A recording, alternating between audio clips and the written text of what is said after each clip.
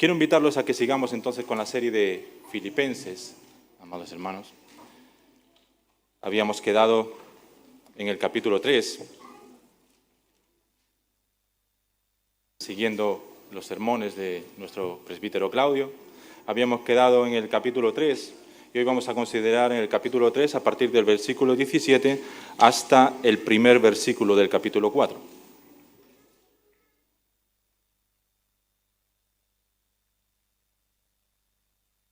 Filipenses 3, 17 hasta el primer versículo del capítulo 4.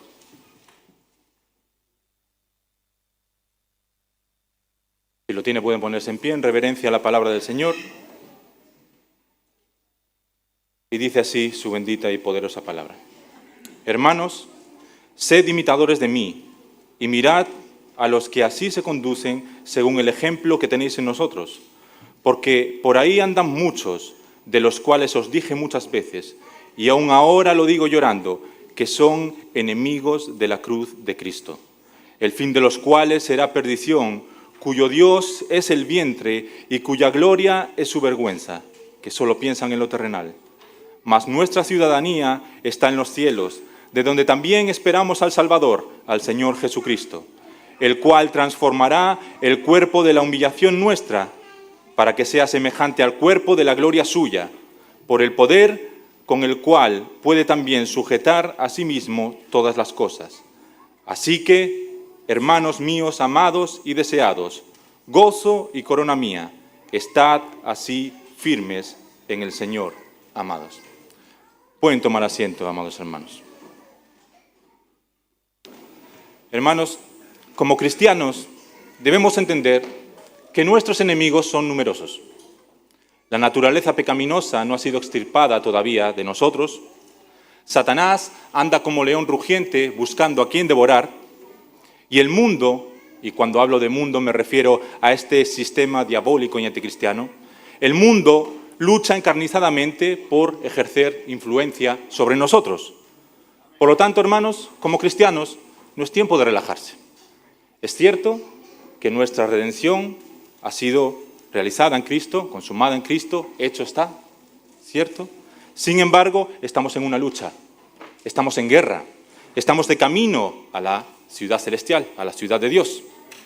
Y a causa de los enemigos, tanto interiores como exteriores, tanto internos como externos, no debemos relajarnos.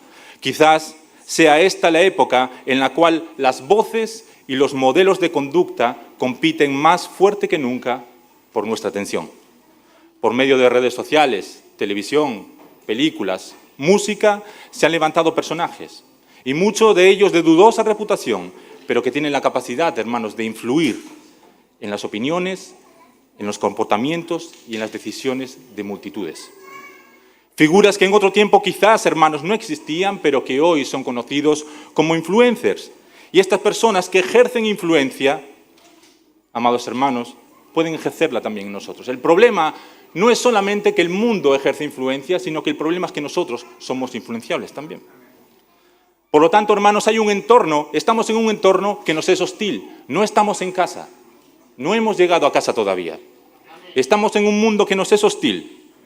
Pero además del entorno que nos rodea, resulta que cada uno de los que estamos acá somos influenciables. La realidad, hermanos, es que estamos expuestos, no somos inmunes. Incluso cualquiera de nosotros que piense estar firme, que crea que no es influenciable, que nada lo va a mover de él, yo le quiero poner el ejemplo. Recordemos a Pedro, recordemos al apóstol cuando Jesús estaba siendo interrogado. El mismo apóstol que dijo, mi vida pondré por ti. ¿Qué ocurrió cuando lo identificaron y le dijeron, tú eres discípulo de Jesús? La presión social. Esa presión social ejerció influencia sobre él, vino el temor y lo negó.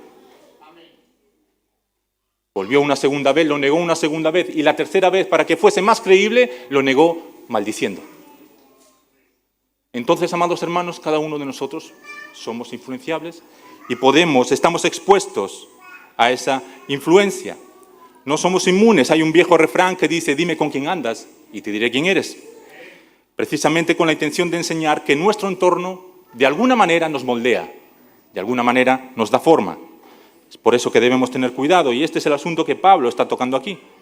La influencia, hermanos, es ese poder sutil y a la vez decisivo que puede guiarnos hacia la plenitud en Cristo, hacia la plenitud en el Señor, o desviarnos por caminos que conducen a la perdición. Y por eso, hermanos, hoy el llamado será doble. Primeramente, debemos escoger cuidadosamente a quienes permitimos moldear nuestro carácter y al mismo tiempo comprometernos a ser ejemplo de vida para otros. Y los filipenses, hermanos, no eran distintos a nosotros. Los filipenses eran hombres y mujeres igual que nosotros. Corrían el mismo peligro de ser influenciados. Y de hecho, vivían en una época difícil también. Uno de los temas recurrentes, de hecho, en el Antiguo Testamento como en el Nuevo, es que debemos cuidarnos de las malas influencias. En el Antiguo Testamento eran los pueblos paganos. El pueblo del Señor debía guardarse de juntarse, de mezclarse con los paganos. En el Nuevo Testamento, constantemente, los falsos maestros buscaban, y de hecho buscan, ganar seguidores. Y esta situación, hermanos, no ha cambiado hoy. Debemos continuar guardándonos de estas malas influencias. Debemos continuar caminando, continuar en nuestra carrera, porque Pablo, anteriormente, en el capítulo 3, en este mismo capítulo, él habla de proseguir al blanco, habla de una carrera, habla de que está caminando, de que está corriendo hacia. Entonces, debemos nosotros tener cuidado de cosas que interrumpan esta carrera. Anteriormente, el apóstol Pablo, en Filipenses 3, versículo 2, advierte a sus destinatarios acerca de esto mismo. Él dice, guardaos de los perros, guardaos de los malos obreros, guardaos de los mutiladores del cuerpo. En otras palabras, el apóstol está diciendo, hermanos, tengan cuidado, que no ejerzan influencia sobre ustedes, que no sean convencidos por ellos, manténganse firmes en lo que han aprendido, porque el peligro de la mala influencia, hermanos, es real y es un obstáculo para el verdadero conocimiento de Cristo. Y esto, hermanos, entonces da pie a la exhortación que vamos a considerar en el día de hoy de Pablo y nos lleva a nuestro primer punto que he titulado Busquemos el buen ejemplo.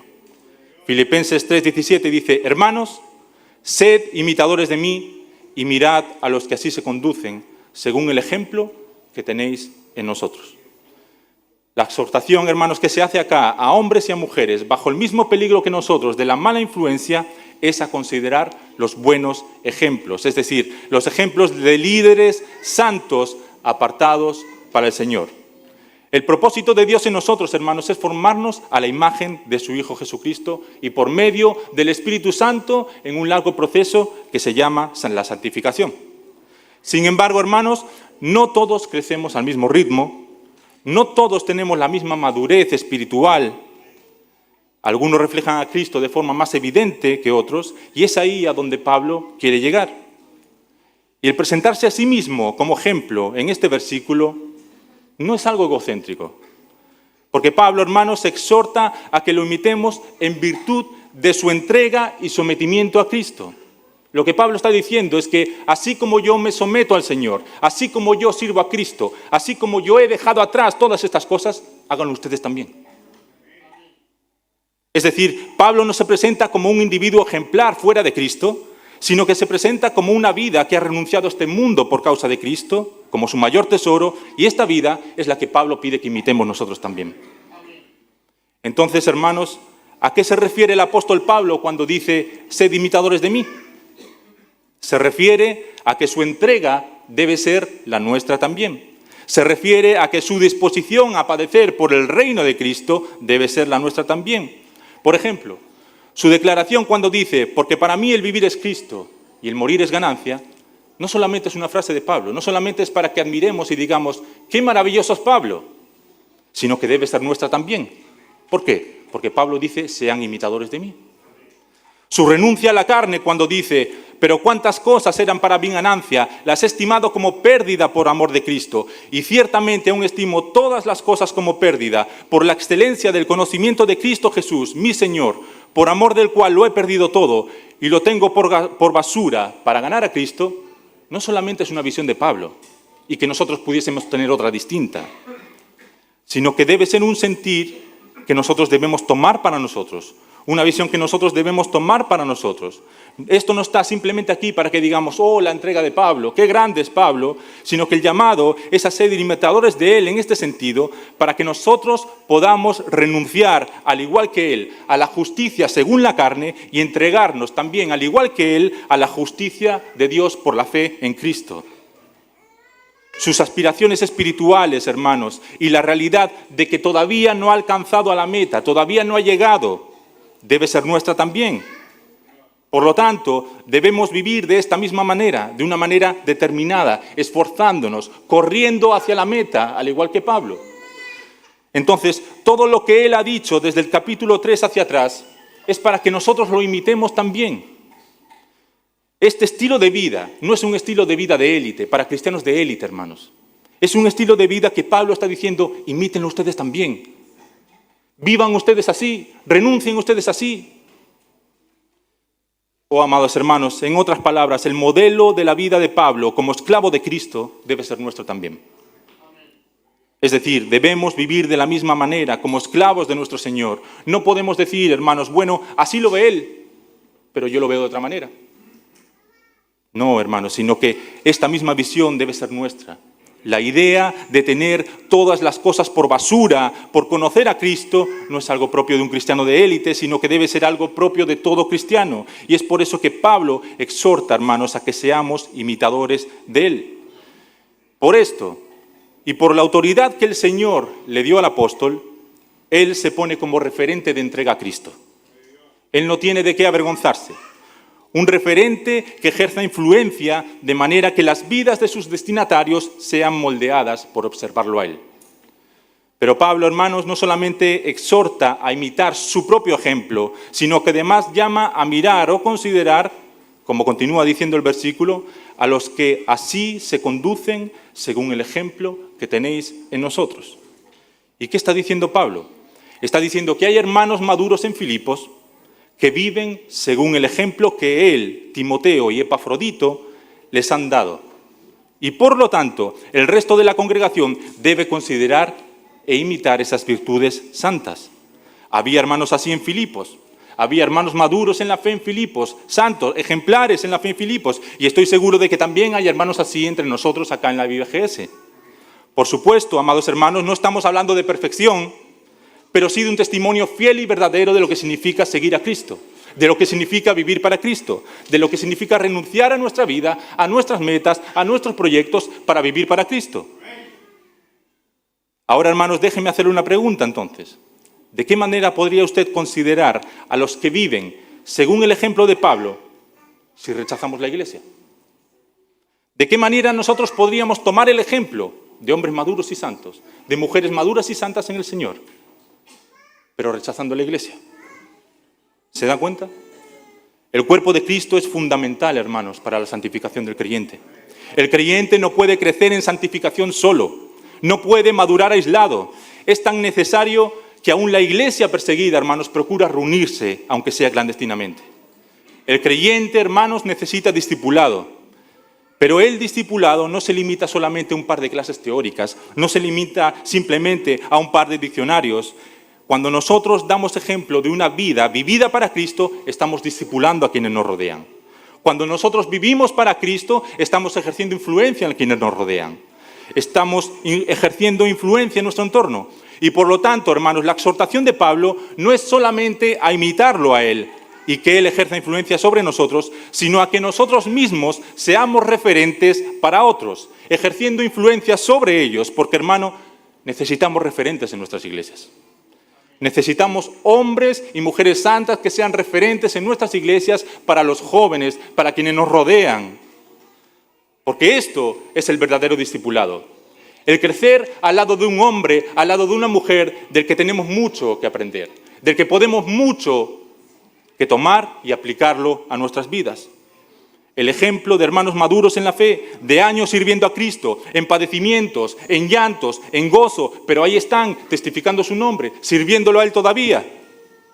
Y qué hermoso, hermanos, es tener hermanos así a nuestro lado. Qué hermoso es tener hermanos con experiencia de vida en el Señor, con años de vida caminando de la mano del Señor, de servicio al Señor, que puedan sernos de ejemplo a nosotros los más jóvenes. Amados hermanos, generalmente acostumbramos a tener ojos solamente para lo malo. Y si tuviésemos a Pablo aquí, estoy seguro de que incluso a él le encontraríamos algún defecto que no nos gustase. Pero hermano, lo invito a considerar a quien tiene sentado a su lado y vea en él lo bueno. Vea en él aquello que a usted le falta todavía. Vea en él aquello que claramente refleja a Cristo y que usted debe procurar también. A menudo admiramos a los hermanos que oran durante horas, pero nosotros no estamos dispuestos a hacerlo 15 minutos.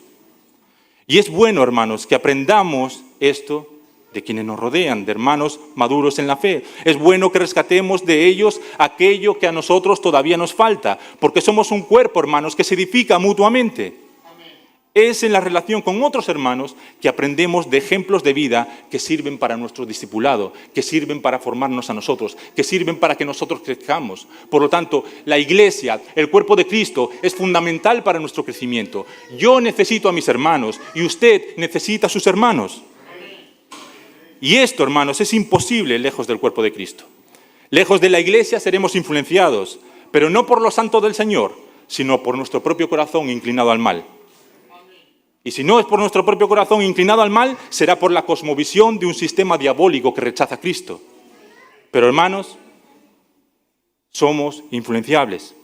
Por lo tanto, como dice acá el primer versículo, Pablo, procuremos buscar el buen ejemplo. El ejemplo de aquellos que viven según el Espíritu. Y seamos ejemplo nosotros también para otros. Nuestros jóvenes, hermanos, necesitan ejemplo. Nuestros jóvenes necesitan referentes. Y si no encuentran el referente en su iglesia local, van a encontrar el referente en las redes sociales. Y usted no querrá eso. Yo no quiero eso. La razón, amados hermanos, o el motivo para esto es el que se expresa en el versículo 18. Pablo continúa diciendo, porque por ahí andan muchos, de los cuales os dije muchas veces, y aun ahora lo digo llorando, que son enemigos de la cruz de Cristo. Entonces, ¿cuál es el peligro? El peligro son estos mismos hombres. Estos hombres que son enemigos de la cruz de Cristo pueden ejercer influencia sobre ustedes. Por eso Pablo está llamando a que consideren el buen ejemplo, no a estos, sino el buen ejemplo como él y los hermanos maduros en la fe. Pablo, en su afán por animar a los filipenses a seguir su ejemplo, utiliza estas palabras para marcar una línea divisoria acá entre los que viven bajo el señorío de Cristo y quienes se dejan dominar por sus deseos carnales. Y atendamos sus palabras, hermanos. Él comienza este versículo 18 diciendo que no son pocos precisamente, sino que dice que por ahí andan muchos. Son muchos. Son muchos, amados hermanos, aquellos que no en doctrina, sino en sus hechos, en su forma de vivir, en su vida, son enemigos de la cruz de Cristo. ¿Pueden estar entre nosotros? Es posible que vengan a nuestras bancas, que se sienten entre nosotros, que nos saludemos. Pero Primera de Juan, capítulo 2, versículo 19, nos muestra que no necesariamente todo el que se sienta en la banca de una iglesia forma parte de la verdadera iglesia de Cristo. Es decir, de la iglesia invisible. Se necesita nacer de nuevo. Se necesita la obra del Espíritu Santo en nosotros. No somos discípulos de Cristo, no somos seguidores de Él, no somos hijos de Dios, a no ser que el Espíritu Santo nos haya hecho nacer de nuevo. Amados hermanos, no necesariamente todo el que profesa el nombre del Señor pertenece al Señor. Recordemos precisamente a aquellos que decían en el día final, Señor, Señor, en tu nombre hemos profetizado, y en tu nombre echamos fuera demonios, y en tu nombre hicimos muchos milagros. Y entonces el Señor les declarará, nunca os conocí, apartaos de mí, hacedores de maldad. ¿Qué concluimos de esto entonces? Que hay personas que pueden llegar a nuestra iglesia, que se pueden sentar en nuestra banca, que no han nacido de nuevo. Y si no han nacido de nuevo, viven en la carne. Y si viven en la carne, viven para sí mismos, y no para el Señor. Y este es el peligro, hermanos. Son muchos los que pretenden hacerse pasar por cristianos que con sus vidas niegan su profesión de fe. Por otro lado, amados hermanos, estos enemigos de la cruz de los que Pablo habla también pueden venir desde afuera, no solo desde dentro de la iglesia, sino desde afuera, tratando de ejercer influencia sobre alguno de nosotros, lo cual no sería extraño porque el mundo es enemigo de Cristo. Pero no obstante, amados hermanos, son muchos los que desprecian la obra del Señor, los que desprecian la cruz de Cristo, los que pueden escuchar acerca del Evangelio, pero en realidad ahora en mi vida aquí no me sirve. Y viven de esa manera. En el ambiente cultural de Filipos, hermanos, en el mundo romano, el placer corporal y la búsqueda del bienestar inmediato eran muy valorados. Era algo muy buscado, al igual que en nuestros días. Por otro lado, los judíos, por su parte, hacían énfasis en la carne, en la circuncisión, en dietas, cosas que no pueden conceder la justificación para con Dios, pero que era un peligro real para la iglesia de Filipos. Es decir, ellos estaban allí en medio de esta cultura, en medio de este contexto, y corrían el peligro de ser influenciados, corrían el peligro de ser infectados por estas ideas y que la iglesia se corrompiese. Es por esto que el apóstol, hermanos, puede estar pensando en estos dos grupos influyentes. Movido por su gran amor por los filipenses, él llora cuando piensa que estos enemigos de la cruz están intentando seducir a los miembros de la iglesia de Filipos, hermanos. Pero sin embargo, todo enemigo de la obra de Cristo tiene el mismo destino y las mismas particularidades, y esto es lo que Pablo va a detallar en el versículo 19. Él habla de estos enemigos de la cruz de Cristo y dice, el fin de los cuales será perdición. Y da características de ellos, cuyo Dios es el vientre y cuya gloria es su vergüenza, y que solo piensan en lo terrenal. El destino que les aguarda, hermanos, será conforme a sus obras. La paga del pecado será la perdición. Sin embargo, como Hendriksen dice, la perdición no es en modo alguno la aniquilación. Hay algunos que sostienen que el hombre, cuando es juzgado, después de morir, no va a ser enviado al infierno, sino que simplemente va a dejar de existir, va a ser aniquilado. Hendriksen dice aquí, no quiere decir, Pablo, cuando habla de perdición, que dejarán de existir, sino que al contrario, significa que sufrirán tormento eterno, pues esta perdición es una perdición eterna. La perdición comienza en esta vida y alcanza su clímax después de la muerte. De manera, hermanos, que el testimonio bíblico es contrario a los testigos sin Jehová y a los adventistas. De hecho, estos grupos, hermanos, son contrarios a lo creído por la iglesia primitiva, a lo creído por los padres de la iglesia, a lo creído por los reformadores, a lo creído por los puritanos, de manera que están solos en su entendimiento respecto a esto, respecto a la perdición. Recordemos cómo la parábola del rico y Lázaro, en esta parábola, el rico rogaba a Lázaro alivio por el gran tormento que éste estaba padeciendo en aquel lugar, de manera que él no fue aniquilado, él estaba siendo atormentado, él estaba sufriendo en aquel lugar, de manera que el infierno, hermanos, es real. Así como Jesús dijo, en ese lugar será el lloro, el llanto y el crujir de dientes. Entonces nosotros no sostenemos una aniquilación del alma, no sostenemos que el hombre simplemente deja de existir, sino que sostenemos lo que el testimonio bíblico dice, que hay un lugar donde todo hombre, toda mujer que no ha creído en Cristo va a ser condenado por la eternidad. Y este es el fin de estos enemigos de la cruz, la perdición, la condenación eterna. Pero tienen una característica estos enemigos de la cruz, y esto nos va a servir a nosotros para identificar, para buscar, para analizarlos a nosotros mismos, si es que algo de esto hay en nosotros. Y la primera que da es que el Dios de estos enemigos de la cruz es su propio vientre. Estos hombres no saben nada acerca de negarse a sí mismos, no saben nada acerca de hacerse tesoros en el cielo, no viven para esas cosas, aunque puedan profesar cierta fe o cierta religiosidad, sus propias vidas muestran que son gobernados por sus instintos carnales. No saben acerca de mortificar la carne, sino que viven para satisfacerla, para satisfacer sus propios deseos.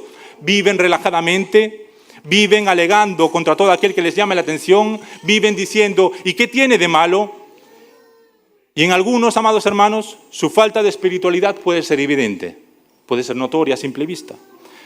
Son aquellos que usted no verá orar, son aquellos que usted no los verá interesados en la palabra, son aquellos que usted no los oirá hablar de Dios, aunque vienen y se sientan entre nosotros, pero también podría ser otros que aunque hayan aprendido a orar, que les interese la teología, que puedan llegar incluso a hablar de Dios con usted. Sin embargo, en su vivir diario, su profesión de fe no tiene ninguna autoridad. Es algo que no les da aliento, es algo que no les consuela, es algo para lo que no viven, es algo que no les sirve. Quizá crean en doctrinas de la gracia, en las doctrinas de la gracia, y las utilicen como forma de libertinaje. Son muchas las maneras en las que un enemigo de la cruz puede llegar a camuflarse en medio de entre el pueblo de Dios y llegar a engañarse incluso hasta sí mismo y creerse parte del pueblo de Cristo. No obstante, hermanos, El distintivo es el mismo entre estos enemigos de la cruz. Viven para sí. Disfrutan de esta vida como si no hubiese otra. Viven como si el mejor paraíso que vayan a experimentar sea este aquí en la tierra y no haya más. Y Pablo dice en Romanos 6:21, ¿pero qué fruto teníais de aquellas cosas de las cuales ahora os avergonzáis? Porque el fin de ellas es muerte. Viven entonces toda clase de valores materiales que harían un ídolo de la gratificación de los sentidos. Estas personas habían invertido la verdadera escala de valores, de modo que realmente podían gloriarse en su vergüenza. Alguien dijo, el hombre caído no es otra cosa que un ser invertido. ¿Invertido en qué sentido? Su amor está puesto en lo que debería odiar y su odio en lo que debería ser objeto de su amor.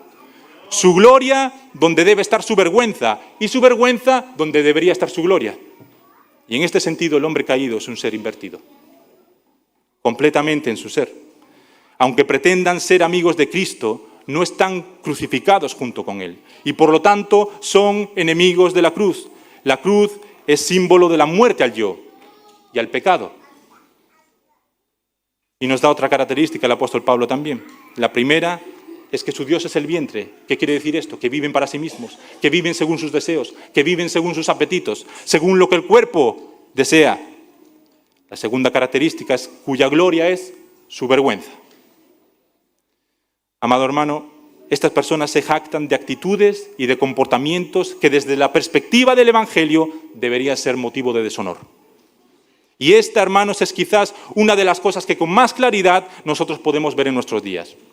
Exaltan lo vil y lo degradante, aquello que debería ser motivo de vergüenza, aquello de lo que deberían arrepentirse. Lo exhiben, lo levantan y esperan que muchos les aplaudan y lo sigan en su conducta.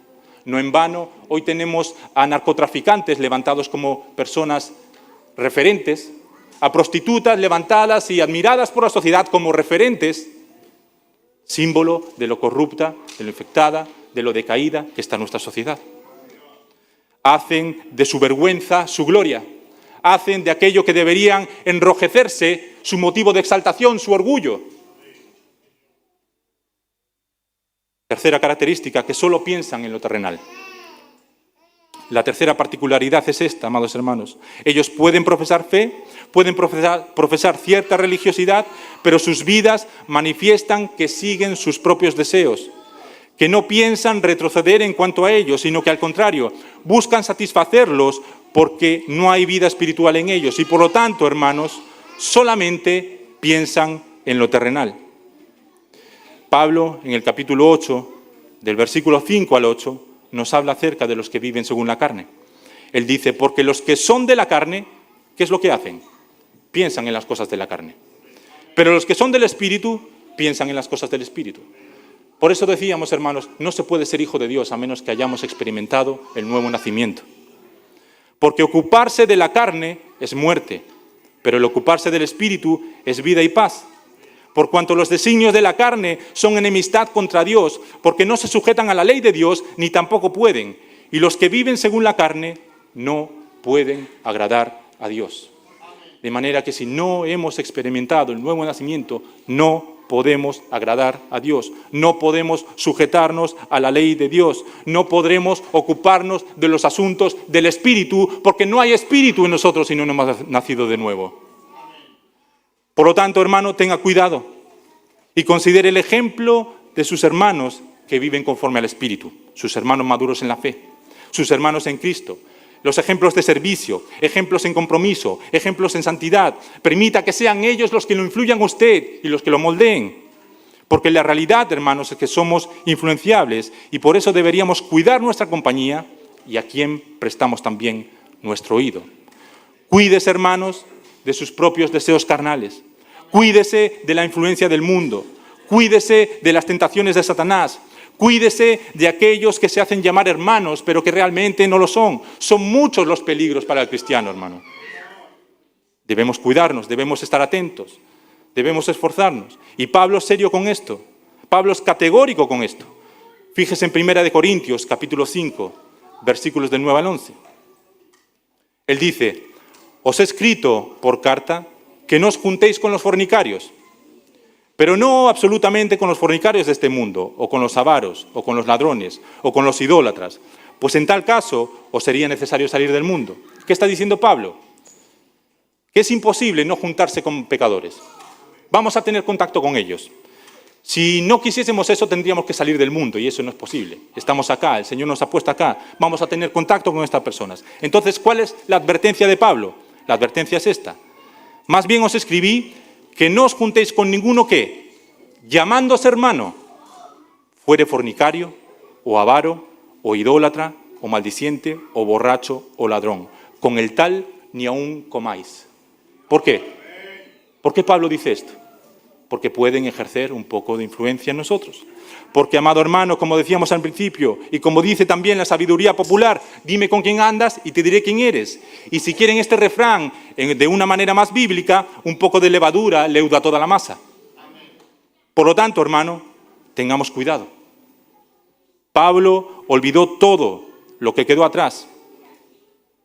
Como una carrera, se preparó a correr lo que tenía por delante. ¿Con qué fin? Con el fin de llegar a la meta. No que lo haya alcanzado ya, sino que prosigue al blanco. Prosigue con los ojos puestos en Cristo Jesús. Prosigue caminando, amados hermanos. ¿Y qué si yo estoy sufriendo? ¿Y qué si estoy pasando malos momentos? ¿Acaso este sermón no es para mí? Por supuesto que sí, porque más cuidado debemos tener cuando estamos sufriendo. Más cuidado debemos tener cuando nuestras fuerzas no son las mismas, porque es ahí cuando mayormente somos tentados también. Cuando somos más débiles.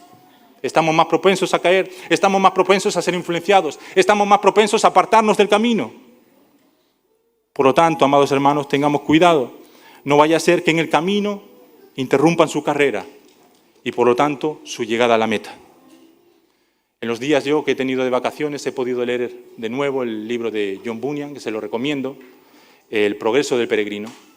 En ese libro se relata como en la mente del autor cómo debiera ser la lucha o el recorrer de un cristiano, de un creyente, hasta la Jerusalén celestial. El autor relata en este pequeño libro, es un libro fácil de leer, de fácil lectura, muy ameno, los peligros que el cristiano va atravesando en su camino hacia la Jerusalén celestial. Y usted puede ver allá que ese hombre, hermanos, no tiene descanso. A menudo está siendo acompañado por otros personajes que intentan ejercer influencia en él. Y vienen a él personajes como sabios según el mundo, y este hombre sabio según el mundo le da argumentos para que abandone su camino. Resiste a este, pero llega otro que se llama flexible. Y este hombre le dice, pero ¿por qué eres tan grave? ¿Por qué no te relajas? ¿Por qué no simplemente disfrutas? Tratando de ejercer influencia sobre él. Y muchas veces cristiano se aparta del camino. Y muchas veces cristiano efectivamente recibe sobre sí mismo la consecuencia de haberse apartado del camino. Pero por la misericordia de Dios el Señor lo devuelve de nuevo al camino y continúa atravesando de camino a la Jerusalén celestial. Entonces, ¿qué es lo que el autor en este libro se propone narrar? Que los peligros del cristiano, del creyente, son muchos. Mientras vamos de camino a la Jerusalén celestial, mientras vamos de camino a la ciudad de Dios, nuestros peligros son muchos y fácilmente podemos desviarnos del camino, fácilmente podemos relajarnos, fácilmente podemos caer en la desidia, porque nos sostenemos muchas veces de doctrinas de que todo está hecho, todo está cumplido, todo está hecho en Cristo, cierto, entonces simplemente esperamos. Esperamos. Y en esa espera relajada somos influenciados. En esa espera relajada, nuestro corazón va tomando forma por doctrinas y enseñanzas que no son bíblicas y el mundo va ejerciendo influencia entre nosotros. Amado hermano, los peligros del cristiano son muchos y este libro, se lo recomiendo, lo refleja muy bien. Debemos tener cuidado y no debemos apartar nuestra mirada de la meta, amados hermanos, que es Jesucristo. Entonces pasamos a nuestro segundo punto, que se titula Persigue lo eterno. El primero es que busquemos, procuremos el buen ejemplo, nuestros hermanos en Cristo, que nos guardemos de los malos ejemplos.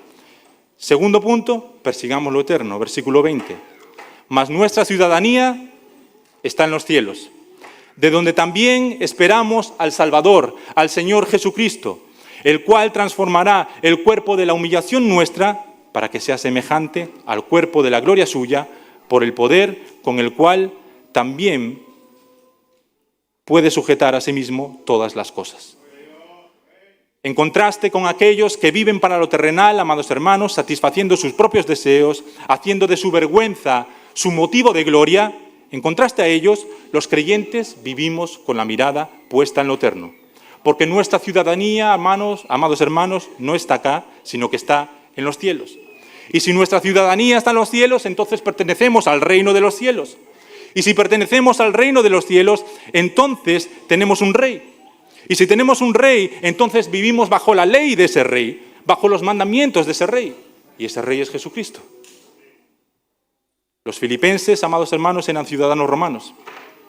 Ellos eran gobernados por sus leyes, gozaban de la protección del imperio, hablaban su lengua, pero antes que ciudadanos romanos debían saber que sus vidas son gobernadas desde arriba, son gobernadas desde los cielos, en conformidad a las leyes celestiales. Tienen una gloriosa herencia aguardándolos. En otras palabras, son ciudadanos del reino y deben vivir como tales en contraposición a los mundanos, con la mirada puesta en lo eterno. Amados hermanos, es sumamente fácil apartar la mirada. Es sumamente fácil encontrarnos a nosotros mismos viviendo para las cosas y los quehaceres de este mundo.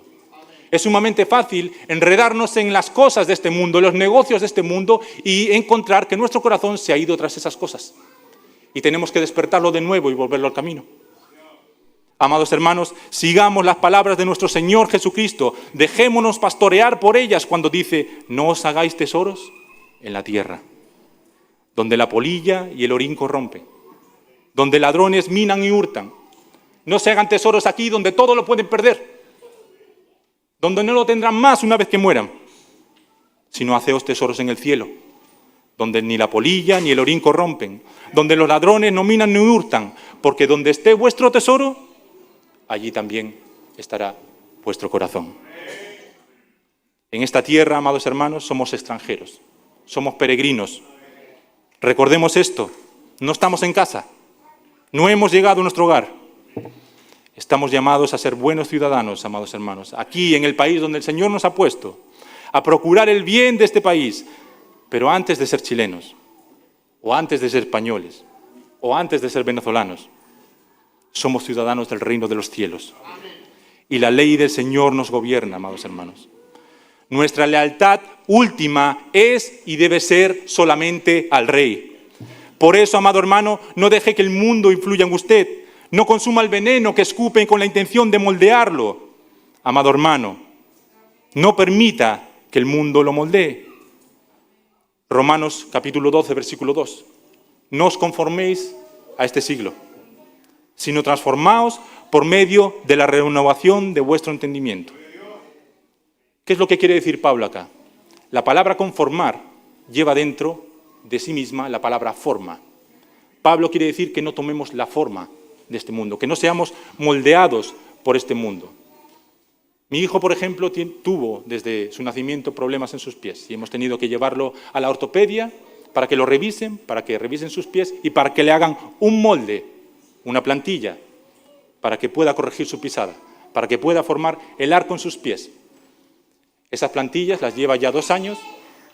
Este año lo hemos llevado de vuelta a la revisión y adivine, el molde que el doctor le puso ha moldeado su pie. Su pie ha tomado la forma de ese molde. Amados hermanos, lo que Pablo quiere decir aquí es que nosotros no seamos moldeados por el mundo. Que el mundo no nos deforma. Porque si nosotros consumimos toda esa doctrina de Satanás que viene del mundo, si estamos expuestos a ella y lo hacemos de una manera irresponsable, vamos a terminar tomando esa forma. Nuestro corazón va a terminar tomando esa forma. Y nos vamos a sentar a la mesa y nuestros hijos van a decir: bueno, pero ¿por qué tenemos que ver así a estas personas? ¿Por qué no los podemos amar? ¿Por qué tenemos que decirles que cambien? ¿Por qué simplemente no los podemos aceptar? ¿Por qué tenemos que llamarles atención acerca de su pecado? Y vamos a tener problemas en nuestra mesa. ¿Por qué? Porque muchas veces llega a nuestra casa la doctrina del mundo. Muchas veces llega a nuestra casa, amados hermanos, esa infección de Satanás, esa doctrina de Satanás, porque nos hemos expuesto a ella. Por lo tanto, debemos tener cuidado. Debemos tener cuidado, debemos ser ejemplos, debemos ser referentes, debemos influir en quienes nos rodean acá en la iglesia. Amados hermanos, ¿y qué quiere decir aquí Pablo? Que el ejemplo del impío no te moldee hasta darte forma. Vivimos, amados hermanos, de esta manera porque Cristo prometió, ¿qué cosa? Que volvería. Vivimos muriendo cada día a nosotros mismos, a nuestros deseos, a nuestros apetitos, a nuestros placeres, a nuestros proyectos, porque Cristo prometió volver y nosotros queremos ser hallados sirviendo a Cristo cuando Él vuelva. La esperanza de su venida, hermanos, tiene poder santificante entre los creyentes. Es la venida del Señor aquello que nos mantiene perseverando. Es la venida del Señor, la doctrina de que Cristo va a volver, aquello que nos mantiene siendo fieles a Él, no relajándonos. Es por eso que nuestra actitud no debe ser de tibieza, nuestra actitud no debe ser de relajación, nuestra actitud no debe ser de dejadez, sino que esperamos el regreso de nuestro Señor fielmente, viviendo según su palabra y siendo ejemplo de arrepentimiento y fe para quienes nos rodean. No obstante, amados hermanos, el cuerpo de la humillación nuestra, este cuerpo está sujeto a maldición. Para los griegos, el cuerpo era la prisión del alma. Por medio de la muerte, esta prisión, el alma, era liberada de esta prisión. Para los gnósticos, la materia era mala per se, y por eso Dios no pudo hacerse hombre, porque la materia es mala. Sin embargo, para el apóstol, para Pablo, el cuerpo es templo del Espíritu Santo, que a su tiempo será transformado por nuestro Salvador para que sea semejante al cuerpo del Cristo resucitado. Este cuerpo nuestro, hermanos, este cuerpo con el cual nosotros luchamos y que muchas veces nos desanima, este cuerpo nuestro débil, sujeto a maldición, que se cansa, que se enferma y que muere, un día será transformado en gloria y hecho semejante al cuerpo de Cristo. Con ese mismo poder, amados hermanos, que Cristo tiene para sujetar, para sostener todas las cosas en el universo, ese mismo poder también nos transformará a nosotros, también nos hará semejantes a Él. Si Cristo puede sostener todo el universo con su poder, puede hacer también lo más pequeño, que es transformarnos a nosotros. Y esto, hermanos, nos lleva entonces a nuestro último punto. Capítulo 4, versículo 1. Así que, hermanos míos amados, Cristo va a volver. La influencia del mundo está ahí, es una amenaza para nosotros, pero Cristo va a volver. ¿Cómo concluye Pablo? Hermanos míos amados, deseados, gozo y corona mía, estad así firmes en el Señor, amados. Pablo escribe este versículo a modo de conclusión de lo anterior. Los filipenses eran un motivo de gran gozo para él, porque ellos manifestaban los frutos propios del arrepentimiento, ellos manifestaban vida espiritual, ellos manifestaban que verdaderamente estaban viviendo para Cristo, y por eso Pablo se dirige a ellos de una forma tan dulce. Dice, hermanos míos, amados, deseados, gozo y corona mía. Pablo se deleitaba en la vida de estos hombres que habían sido transformados por el Señor. Pablo se deleitaba al verlos servir fielmente a Cristo. ¿Qué es lo que quiere decir Pablo aquí? Lo que quiere decir es algo como esto, parafraseándolo.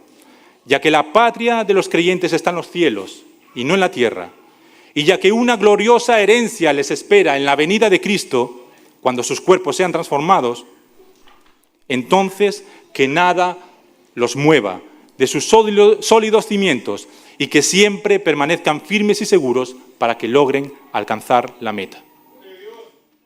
¿Firmes en quién? Dice aquí el versículo 1, ¿estás así firmes en sus propias fuerzas? ¿Estás así firmes en sus propias obras? ¿Estás así firmes en todo lo que usted ha logrado en estos años que ha vivido para Cristo? No.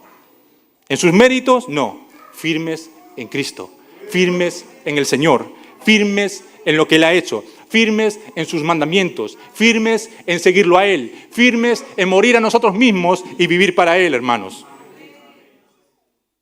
Amados hermanos, hoy somos desafiados a examinar nuestro caminar en el Señor. El Señor nos exhorta a imitar el ejemplo del apóstol, alejándonos de las falsas seguridades de este mundo y abrazando la libertad, la verdad liberadora del Evangelio de Cristo. Este llamado, hermanos, no es meramente a imitar una conducta externa, No es meramente a comportarse como otra persona se comporta, sino que este llamado es a una transformación interna. Una transformación interna que comienza con el arrepentimiento y la fe en Jesús. Porque yo no puedo imitar al apóstol Pablo, como él pide que lo imite, si no he nacido de nuevo. Podré imitarlo como imita el diablo, de una manera falsa, pero no verdaderamente. Porque para imitarlo verdaderamente necesitamos una transformación interior. Necesitamos una transformación que viene por medio del arrepentimiento y la fe en la obra consumada de Cristo. Y hoy, hermanos, se nos presenta la gracia de venir a Él. La gracia de venir en arrepentimiento y fe. La gracia de confesar nuestros caminos errados muchas veces. Y de volver de todo corazón al único que puede borrar nuestras culpas y darnos una vida nueva. Le pregunto, amado hermano, ¿vive para lo eterno? ¿Vivimos para lo eterno? ¿O encontramos que muchas veces desviamos la mirada y se desvía nuestro corazón por lo tanto? Las promesas de la transformación y la herencia con la venida de Cristo son para usted. ¿O anhela los tesoros de esta tierra? Si no es así, amado hermano, respondamos hoy al llamado del Espíritu del Señor. Guardémonos para el Señor y dejemos atrás todo aquello que nos aleja de la gracia de Dios, como Pablo lo hizo, ya que nuestra ciudadanía está en los cielos.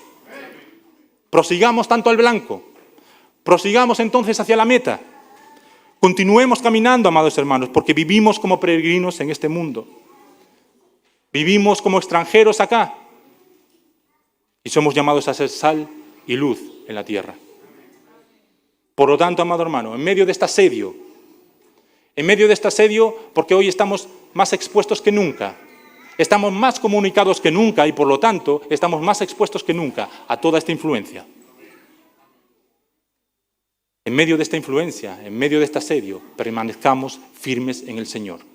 Que nada entorpezca nuestro caminar, que nada entorpezca nuestro correr. Corramos de tal manera que logremos llegar a la meta, que logremos hacer nuestro el premio de Cristo, la herencia que tenemos en Cristo, amados hermanos. Pongamos nuestros ojos una vez más en el Señor y mantengámoslo ahí. Mantengámoslo ahí, amados hermanos. Ahí podremos tener consuelo. Ahí podremos ser fortalecidos. Ahí seremos levantados. Oh, amado hermano, ahí llegaremos a la gloria. Una gloria que no se compara a los sufrimientos que hoy padecemos en esta tierra. Amado hermano, el Señor avive nuestro espíritu. El Señor avive nuestros corazones. El Señor obre en medio de su pueblo. Lo invito a ponerse en pie y orar a nuestro Dios. Padre eterno, te damos las gracias, Señor, porque tú nos has mostrado hoy, Señor, que corremos peligro, Señor. Como ovejas, Señor, necesitamos el buen pastor, Señor, que eres tú. Y te damos la gracia por tu palabra, porque por medio de ella, Señor, tú nos pastoreas. Por medio de ella, Señor, tú nos corriges. Por medio de ella, tú nos motivas. Por medio de ella, tú nos avivas. Por medio de ella, Dios amado, tú vuelves a poner nuestra mirada en ti una vez más. Nuestra mirada en la meta una vez más. Yo te quiero rogar, Señor, por mis hermanos, para que tú seas guardándolos, Señor. Guarda, Señor, a los hermanos ancianos. Guarda, Señor, a los jóvenes. Guarda, Señor, a todo hermano que pueda ser influenciado por el mundo, Señor, que pueda ser infectado por el mundo y ser apartado de tus caminos, Señor. Yo te ruego, Señor, que tú los preserves, Señor. Que tú los mantengas, Señor, en tu redil, Dios bendito. Porque poderoso eres tú para hacerlo, Señor. Poderoso eres tú para preservarnos, Señor, y llevarnos a la gloria, Padre amado. Nos encomendamos en tus manos, Señor. Y te damos las gracias, Señor, porque cuando nosotros muchas veces somos necios, tú nos corriges. Cuando nosotros muchas veces, Señor, no nos damos cuenta ni siquiera de nuestro propio pecado, oh, Señor, tú vienes y nos lo muestras y nos corriges. Nos enderezas, Padre mío, enderezas nuestro camino, Señor. Y te damos la gracia por palabras como esta, Señor. Te ponemos delante de ti, Señor, nuestro caminar y te pedimos, Señor, que seas tú enderezando nuestros pasos, Dios mío. Te damos las gracias, Señor. Bendice a tu pueblo en el nombre de tu Hijo Jesucristo. Amén. El Señor los bendiga, hermanos.